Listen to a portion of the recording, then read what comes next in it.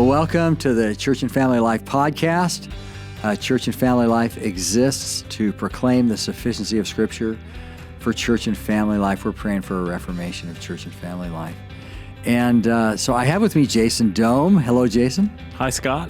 Good to see you, pastor right down the street at Sovereign Redeemer Community Church, and Gavin Beers. Gavin, welcome.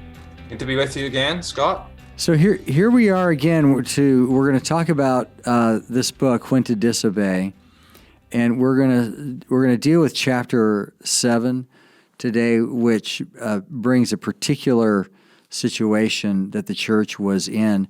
Also, too, I just encourage you to go grab this book off our website. We've also written a study guide that we think will help you think through the issues that are there. This book, When to Disobey, Case Studies in Tyranny, Insurrection, and Obedience to God. And so that's what we're talking about. Now, in chapter 7, Viret, he discusses two different situations, and one at the hands of a Catholic government, the other at the hands of a Protestant government. And he first deals with the situation where the church was forbidden to meet inside their buildings. So they turned over their keys to the government, and Pierre Viret writes a letter to pastors encouraging them not to lose it, not to break into insurrection. And then the second situation happened actually 5 years before this, where he addresses a time when the civil government usurped basic functions of the church, the appointment of pastors, who can take the Lord's Supper, just all kinds of things like that. They even had forbidden the gathering of pastors together. So this chapter focuses on both of those situations that we find here. So let's look at the situation. I'm just going to read two sentences that describe the first situation that we want to discuss.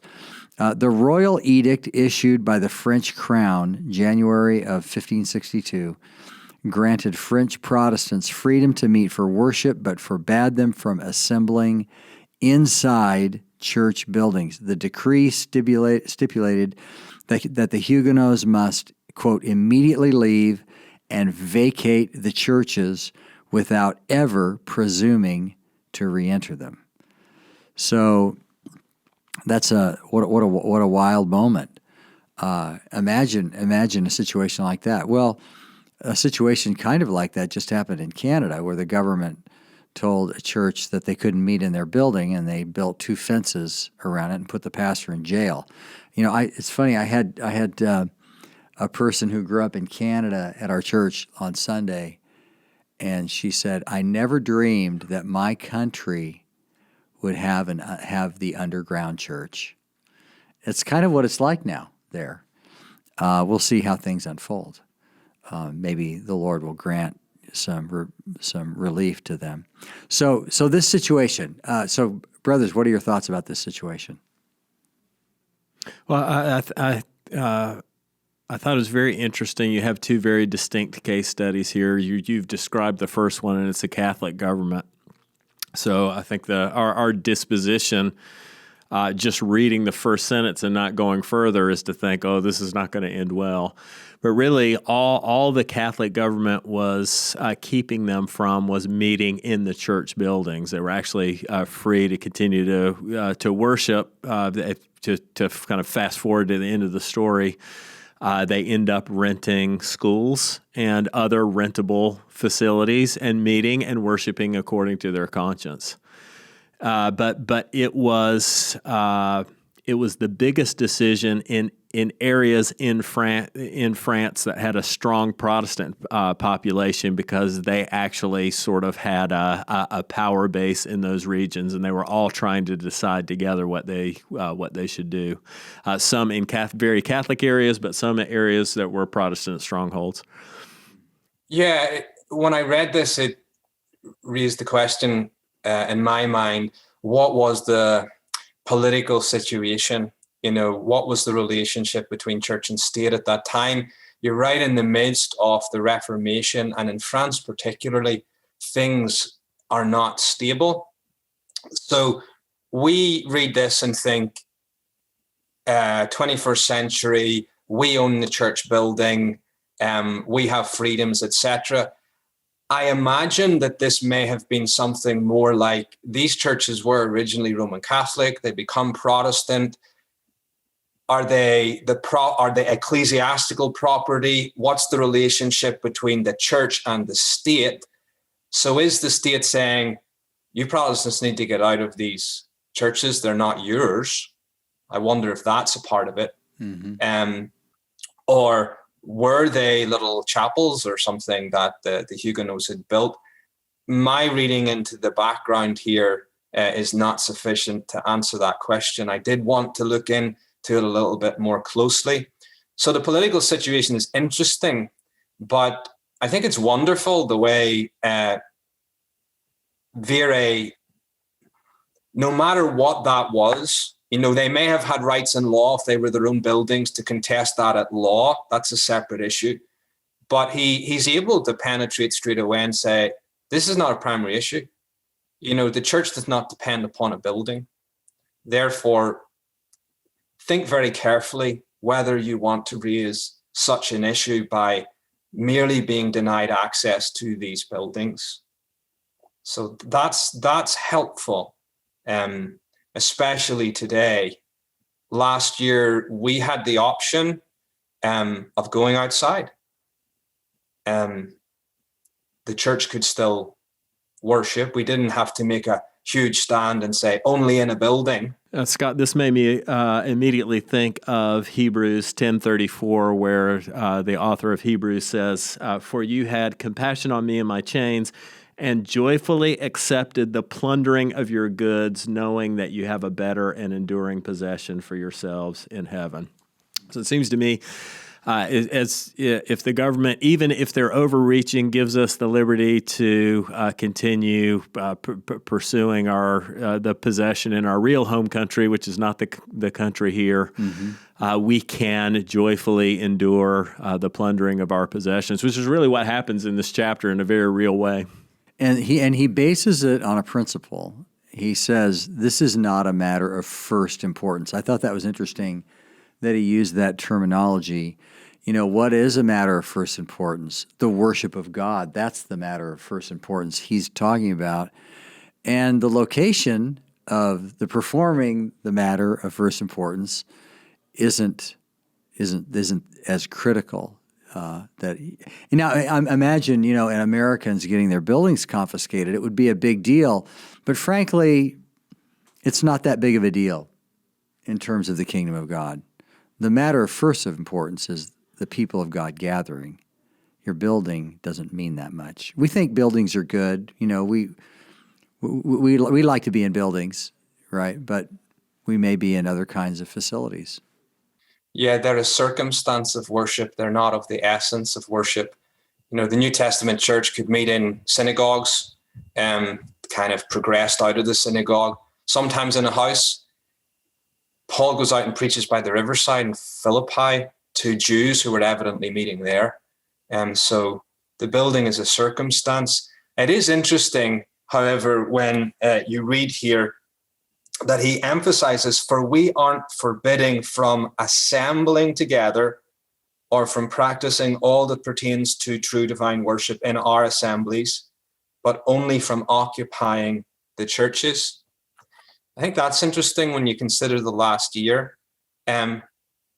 He's saying the building is not of first importance, but assembling is. Right.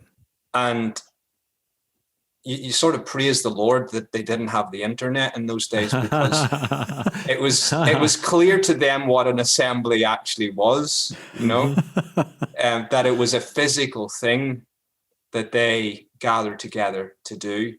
And it seems that he's saying that is primary, the physical assembly of the people of God together. That's been one of the great lessons that I think God has taught the church, is that we must assemble. And this recent situation has forced everybody to think about how critical that is. And some have thought, well, it's not that critical.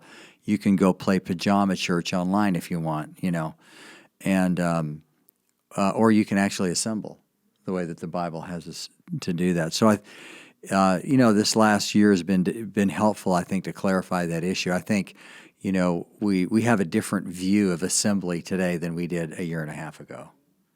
I mean, we always thought it was important, but it becoming absolutely indispensable was something that we didn't think we'd ever have to think about. I thought it was interesting. He's really, really hard on the insurrectionists in this letter. This is a letter to the pastors, right? And he says, we cannot disregard this order without disobeying God and without being taken for, and listen to this, seditious mutineers and rebels. Okay, mutineers and rebels. I mean, he's trying to hold back the flood of passion and rebellion on the part of those who are saying, no, we're gonna command these buildings. And Scott, immediately after he says that, he says, if we take that posture, we'll actually be inviting the government to employ force. So it's a really forceful warning about what they would be inviting by disobeying. And it's essentially he's making the argument, what's at stake is not nearly worth that. Mm-hmm. He says it's a, quote, dangerous thing to do it. And he feared the loss of life.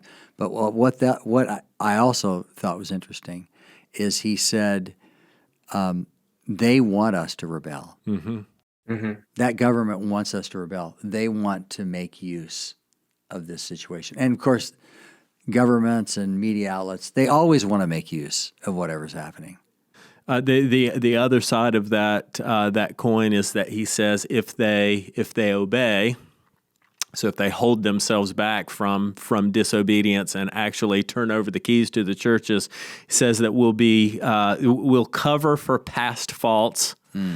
And will give the government reason to subdue our adversaries. So I mean, he makes this argument that it'll keep the government focused on their rightful duties before God to subdue the real adversaries and keep them off of us and keep them focused on our adversaries. Mm-hmm. Yeah. Yeah, it made me think about a number of things in our own context. We do own our buildings and we have rights secured to us in law. And it would be theft and an invasion of those rights for us to just let the state confiscate them. So there's a principle of justice that would require us to consider defending ourselves. But then there's another principle where Paul says, there is a time where can you not suffer wrong? And I think to my own free church history, in 1842, the state invades the prerogatives of the church and, a third of the Church of Scotland leave. And they could have made the case, well, we're taking our buildings, we're staying in our buildings, but they walked away from them. Buildings, manses, ministers, in those days, it was a well-established professional position, and they walked away from huge manses, huge stipends on a biblical principle, and they were willing to suffer that loss. And you mentioned, Jason, there how he argues, that it will make up for past faults, it will stop the mouth of our adversaries. But he also does something else. He casts the church on the imprecations of the Bible. And I think that's a really helpful thing for the church today. Through the Psalms, you've got imprecations. In the New Testament, you've got imprecations. Book of Revelation, how long, O Lord, will you not avenge our blood, etc. And these are given to the church when she can get no justice on earth, that she appeals to the judge in heaven. And Viret says, okay, submit, appeal to the judge, that he will vindicate you, that he will arise for your help. And I thought that was an interesting point that can help us today. Just going back to some of the principles that were opened up in prior chapters and applying it to this case study. you might assert your rights. For instance, we do have property rights here in the United States. So if the church owns the property, you might go to court and assert your rights and be justified and working within the system and working in obedience to the government by working within the system. That's a very different thing from arming yourselves and, planting yourself in the building and saying, pry it out of our dead hands. These are different. We have lawful methods to assert our rights. So let's turn to the other situation. It was a little bit different. Well, let's wrap this up. The pastors listened to Viret, and they accepted his proposition. They heard him. What a blessing. I just thought that was very interesting. God raised up this man to be a voice, probably to save bloodshed and shame on the name of Christ, and the worship of God would continue. Mm-hmm. And just to comment on that, the unspoken declaration was, it's not buildings that we love. When they handed over the keys, their unspoken declaration was, it's not buildings that we love. We're not here for, the things. It was the worship of God that was important to them. What a blessing. Yeah. One last thing, Scott, is this period, Viret is in France himself. He's already in exile. Mm-hmm. And he experiences a period of significant revival in his ministry and in the churches through this period that they're actually being persecuted. So that's an interesting point too. Mm-hmm. Yeah. So this situation we discussed now was 5 years previous to this, and here the government did attempt to shut down church authority, explicit authority in the preaching of the word, the celebration of the Lord's Supper. The appointing of pastors, dismissing of pastors, they took control over that. And so this was a harsher kind of situation, that actually happened before the church confiscation. So Scott, could I read directly from the book just to sort of set? This is on page 92, and it says, though favorable to the Reformation, the magistrates of Bern, Switzerland, usurped the authority of the church, appointing and dismissing pastors, decreeing what could and could not be preached, and dictating how and to whom the Lord's Supper should be administered in their territories. They also issued a decree forbidding all ecclesiastical synods in which pastors met to discuss church issues. So they left the buildings alone, but they went after things that are so much closer to the heart of what local churches should be about. Yeah, the matters of first importance. Yes. Yeah, they invaded the prerogatives of Christ in his church to govern doctrine, worship, and practice. Viret actually, he refers to them in another place, it's not in this book. He refers to the Bernese Pope, speaking about the state, and he says that he's vying to be worse than the old Pope that they left in the church. Wow. So this idea of civil tyranny now, lording it over the Protestant church. Hey, and this was a really desperate time. Some of the language he uses in this letter, he says the matters they get worse every day, and he says in such a way that they have fallen into such a chaos that we can scarcely imagine how they can get worse. Mm-hmm. So to Viret, the tampering with the matters of first importance was the worst thing to him and to the church.